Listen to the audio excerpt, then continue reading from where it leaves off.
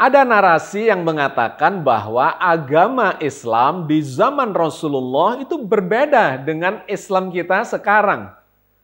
Bahkan dikatakan bahwa Islam berbeda-beda di setiap bangsa, di setiap negara, di setiap wilayah, dikarenakan agama adalah produk dari budaya yang terus beradaptasi, berkembang seiring dengan perkembangan peradaban manusia.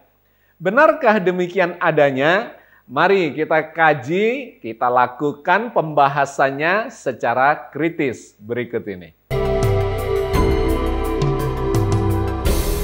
Sahabat sekalian, di program Hujah episode 19 ini kita akan melakukan kajian dari sebuah narasi yang muncul antara Abu Marlo dengan Kumailah Hakimah, di mana mereka membahas, melakukan kajian, berdiskusi terkait dengan perkembangan agama dari zaman ke zaman, dari satu bangsa, dari wilayah dan budaya yang berbeda-beda. Dan kemudian memunculkan narasi yang menarik yang perlu kita lakukan pengkritisannya dikarenakan terjadi distorsi atau jumping konklusi, jumping kesimpulan. Mari kita lakukan atau kita dengarkan apa yang menjadi narasi mereka itu. Ya, Islam itu sebenarnya salah satu agama dalam peradaban manusia yang panjang. Dan sebenarnya Islam itu relatif muda ya. Kan manusia itu sudah hidup lama sekali, ratusan juta tahun, ratusan ribu tahun. Dan Islam kalau misalnya ditandai dari Nabi Muhammad mulai dakwah itu ya baru sekitar 1400-an tahun gitu. Jadi relatif muda. Dan kalau misalnya kita tarik lagi lebih jauh, ternyata tradisi Islam ini banyak beririsan sama Yahudi, sama Kristen yang dulu ya, Kristen Arab bukan Kristen Yunani. Udah gitu juga sama Zoroaster atau Majusi. Tarik lagi, ternyata ada irisannya juga sama agama Sumeria dan Babilonia gitu. Nah dari situ aku menyimpulkan kalau misalnya agama itu ya bagian dari budaya peradaban manusia yang panjang gitu. Dan itu adalah adaptasi dari budaya yang panjang yang kemudian kita adopsi menjadi gaya hidup, menjadi identitas. Dan dari gaya hidup dan identitas menjadi sebuah peradaban, jadilah agama Islam yang sekarang ini gitu. Iya. Ada 2 poin yang menarik dari narasi ini. Yang pertama, narasumber menyampaikan bahwa agama ini sesungguhnya adalah produk dari budaya. Dikarenakan produk budaya, maka terjadilah proses adaptasi perkembangan secara terus-menerus dari masa lalu ke masa sekarang. Dan kemudian dikarenakan adaptasi itu, maka agama menjadi sebuah produk budaya yang berbeda-beda di setiap bangsa dengan budaya yang berbeda, bahkan di era, di zaman yang berbeda-beda. Dan kemudian dikatakan oleh narasumber itu, poin keduanya adalah dikarenakan agama adalah budaya yang terus melakukan atau dilakukan adaptasi-adaptasi, maka kemudian agama itu menjadi identitas dari budaya tertentu atau bangsa tertentu. Dan kemudian menjadi gaya hidup atau lifestyle. Sahabat sekalian, mari kita lakukan pengkritisan terhadap kesimpulan dari narasi ini bahwa agama itu adalah produk budaya. Kalau kita melakukan pengkritisan terhadap sejarah peradaban manusia terkait dengan munculnya agama-agama, sepintas memang secara umum agama itu tidak terpisah dari budaya. Dari budaya setiap bangsa, setiap negara. Tetapi ketika kita melihat dalam kacamata yang lebih spesifik terkait dengan agama-agama Ibrahimiyah, di mana agama ini diturunkan berdasarkan wahyu, maka kita mendapati tidak sepenuhnya benar bahwa agama itu adalah produk dari budaya. Sebelum agama Ibrahimiyah, maka agama itu disebut sebagai agama bumi atau agama tradisi, di mana memang agama muncul dari tradisi budaya setempat.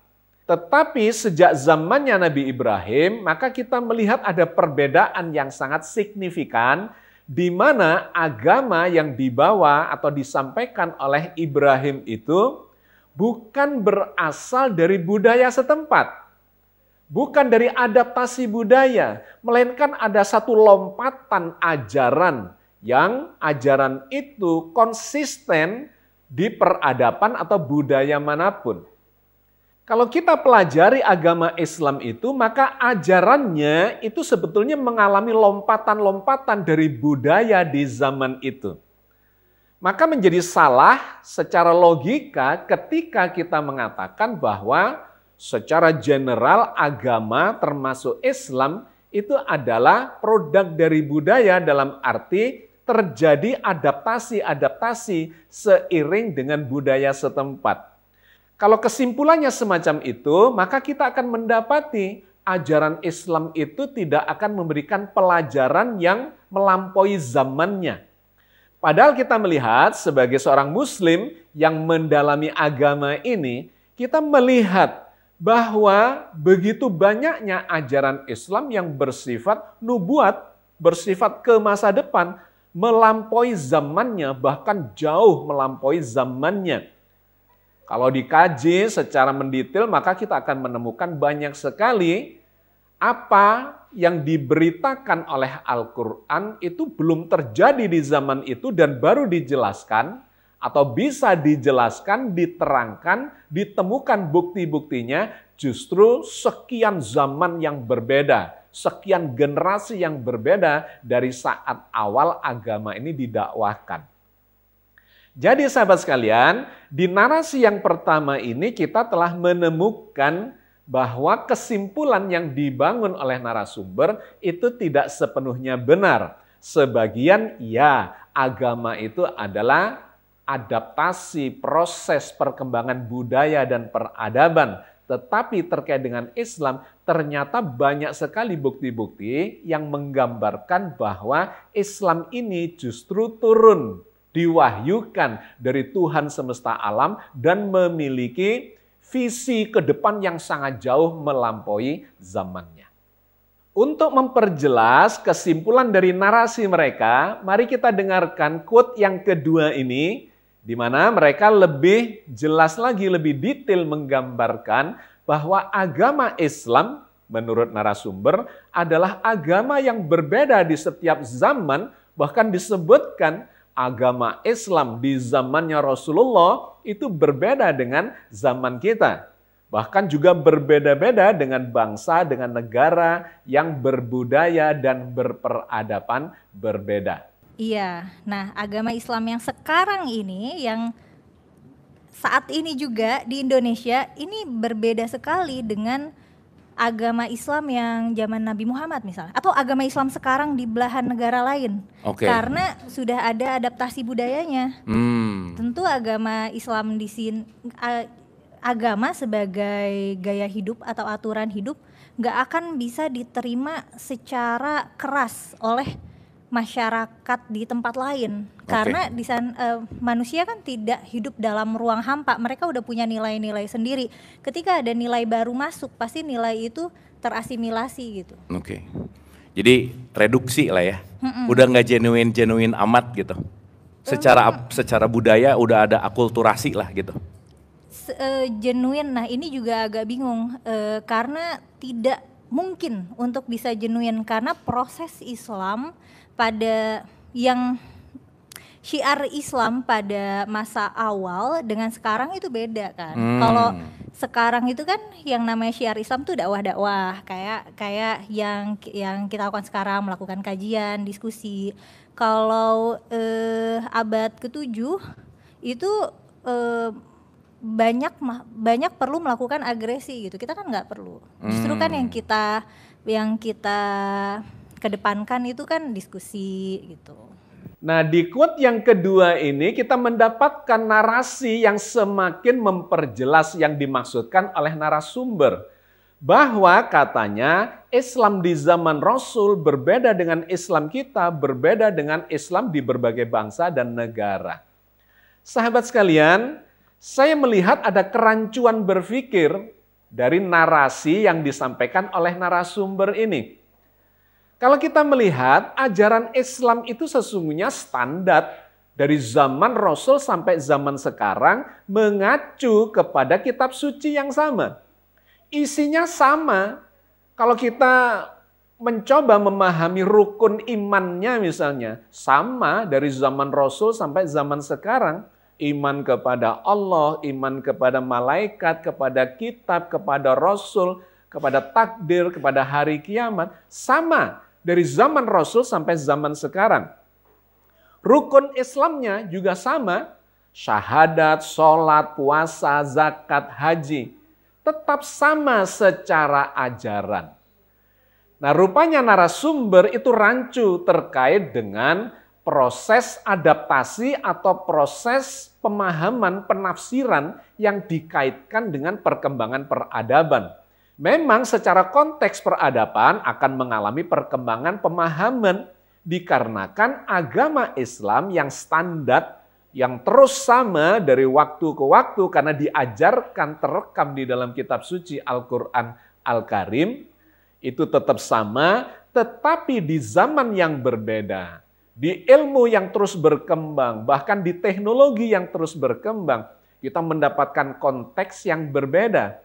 Tetapi tidak bisa disebut agama di zaman Nabi dengan agama di zaman kita, di negara-negara, bangsa-bangsa yang berbeda budaya, maka agama Islamnya berbeda. Nah, itu terjadi jumping konklusi atau jumping logika, bahkan tidak bisa membedakan antara ajaran yang standar, yang tetap terjaga di dalam Al-Quran Al-Karim, dengan konteks penafsiran yang terus berkembang seiring budaya dan peradaban. Jadi sahabat sekalian sudah clear masalahnya, sudah jelas, terjadi kerancuan cara berpikir dalam membedakan antara ajaran dengan cara berdakwahnya dan cara memahami agama itu. Maka kalau kita merujuk kepada Al-Quran, sesungguhnya agama ini tetap sama, bahkan sejak zamannya Nabi Ibrahim, itu sudah digambarkan oleh Al-Quran Al-Karim bahwa Nabi Ibrahim mewariskan ketauhidan, kalimat-kalimat tauhid yang diajarkan, diwariskan kepada anak cucunya, kepada generasi-generasi berikutnya, termasuk kepada Nabi Muhammad Sallallahu Alaihi Wasallam. Maka Allah berfirman misalnya di dalam surat Al-Baqarah 131, 132. Ketika Tuhannya berfirman kepada Ibrahim, berserah dirilah, Ibrahim menjawab, aku berserah diri kepada Tuhan semesta alam. Dan Ibrahim mewasiatkan ucapan itu kepada anak-anaknya. Demikian pula Yakub. Ibrahim berkata, hei anak-anakku, sesungguhnya Allah telah memilih agama ini bagimu. Maka janganlah kamu mati kecuali dalam keadaan memeluk agama Islam. Jadi sejak di zaman Nabi Ibrahim, agama ini sudah disebut sebagai agama Islam. Digambarkan dalam ayat ini, Allah mengatakan kepada Ibrahim, aslim, berserah dirilah. Itu menggunakan kata aslim yang kemudian menjadi nama agama ini. Agama berserah diri, agama Islam. Kemudian Ibrahim mengatakan, qala aslamtu lirabbil alamin. Ibrahim mengatakan, aku berserah diri kepada Tuhan semesta alam.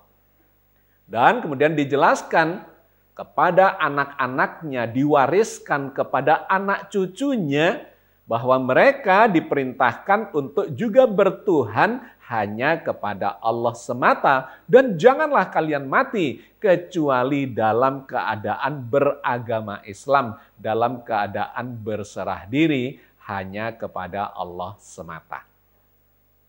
Salam.